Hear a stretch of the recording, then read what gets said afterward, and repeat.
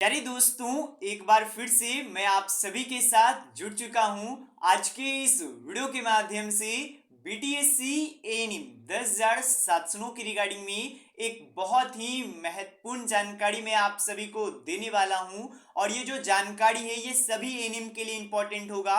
चाहे आप संविदा हो, चाहे आप क्वालिफाइड हो, चाहे आप फ्रेशर हो, सभी एएनएम के लिए इंपॉर्टेंट होने वाला है जो भी इस भर्ती में आवेदन किए हैं। तो वीडियो के लास्ट तक बने रहिएगा। अगर आपको ये जानकारी पसंद आती है तो चैनल को सब्सक्राइब और वीडियो को एक छोटा सा लाइक जरूर जरूर कर दीजिएगा।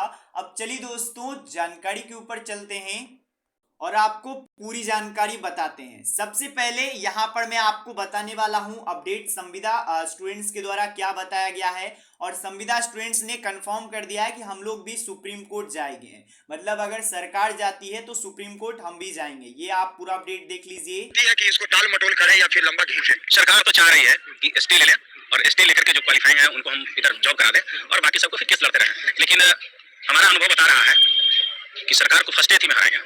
फर्स्ट बस में हाँ, उसके पास कोई उस तरह का पॉइंट नहीं दिख रहा है कि एक्सीड कराएगा इस चीज को। लेकिन अब तो ऊपर वाला है, जो होगा देखा जाएगा। क्या कहेंगे मैम? हम क्या कहेंगे, जो भी बोले वो करेंगे और हम जीतेंगे सुप्रीम कोर्ट। लड़ेंगे, छोड़ेंगे नहीं, एकदम नहीं छोड़ना है।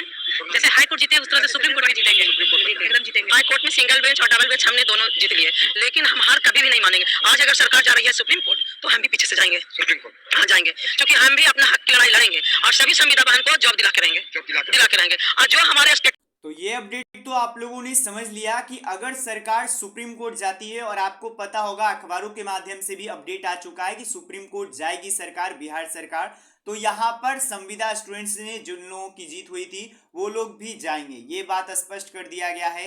एक इंपॉर्टेंट अपडेट देना चाहता हूँ एसएलपी को लेकर के, बहुत सारे लोगों को नहीं पता होगा। देखिए, एसएलपी फाइल करने का एक समय होता है।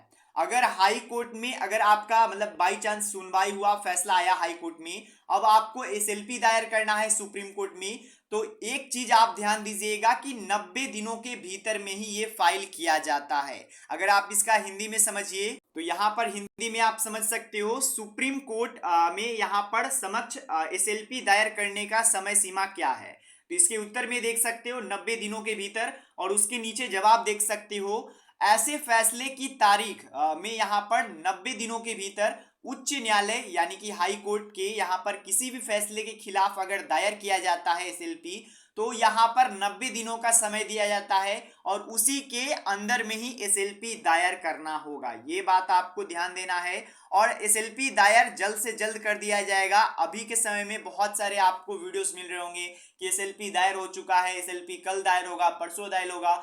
स्वास्थ्य मंत्री मंगल पांडे जी मीटिंग किए हैं। बेसिकली मैं आपको बता देना चाहता हूं, सभी के सभी फेक वीडियो होते हैं। आप खुद बताइए, जो यूट्यूबर्स आपको जानकारी दे रहे हैं, ना ही वो किसी के मंत्री हैं, ना ही वो कहीं पर पदस्थापित हैं कि आपको ये जानकारी दे देंगे कि यहाँ पर मीटिंग हुई है। केवल और केवल व्यूज के लिए और कुछ चंद पैसों के लिए लोगों को गलत जानकारी दिया जाता है। ये बात आप लोग समझ लीजिए। बाकी आप लोग भी समझदार हो, आप लोगों को भी पता होगा कौन यूट्यूब पर सही और ऑथेंटिक जानकारी देता है और कौन गलत जानकारी देता है। वो मुझे बताने का यहाँ पर जरूरत नहीं है। इसके बाद एक और अपडेट मैं आपको बता देना चाहता हूँ। देखिए, बेसिकली मेरे कहने का अर्थ ये है कि अब ये जो 10,000 छात्रों की बहाली है, एक लंबे समय के लिए, एक तरीके से आप सोच लीजिए, भुला जाइए इस बहाली को, एक लंबे समय के लिए। अब ऐसा मैं क्यों बोल रहा हूं, ध्यान से समझ लीजिएगा, उसके बाद मैं आपको समझाऊंगा। ये कैलेंडर है छुट्टी का सुप्रीम कोर्ट में। और आपको एक चीज मैं बता देना चाहता हूं, अभी एग्जैक्ट मतलब आज के डेट में एसएलपी फाइल नहीं हुआ है। हो सकता है कल हो जाए, परसों हो जाए, सरकार कभी भी एसएलपी फाइल कर सकती है। अब जब भी किया जाएगा वो तो अलग बात है, वो मैं आपको अपडेट दे दूंगा जब भी ऑफिशियली जानकारी आ जाती है कि एसएलपी फाइल हो गया है। कैसे आपको दिखना है सब कुछ मैं वो बता दूंगा, तो उसके लिए निश्चित रहिएगा।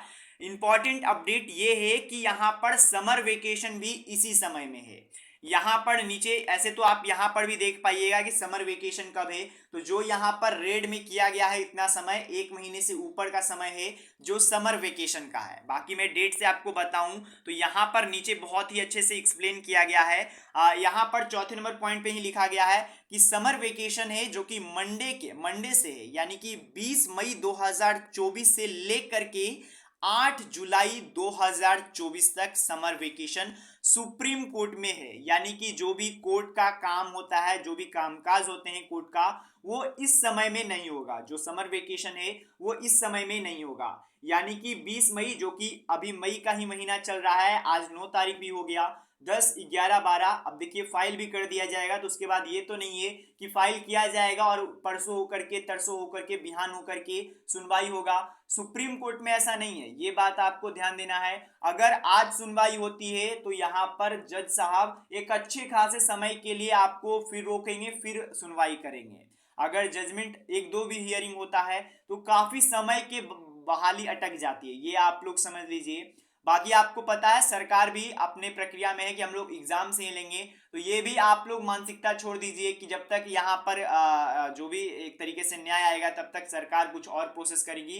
बेसिकली उसे रोक दिया जाएगा, कुछ नहीं किया जाएगा, होल्ड पर ही वैकेंसी रहेगी, आगे का कोई प्रक्रिया नहीं किया जाएगा। बाकी आप लोग भी देख सकते हो जून पूरा छुट्टी रहेगा, और इसमें भी आधा आप कह सकते हो मई छुट्टी ही रहेगा, जुलाई में भी आधा नहीं कर सकते हैं, लेकिन 7 तारीख तक छुट्टी रहेगा। 8 से कोर्ट खुलेंगे और उसके बाद जो हो सकेगा वो अपडेट आएंगे, वो मैं आपको बताऊंगा।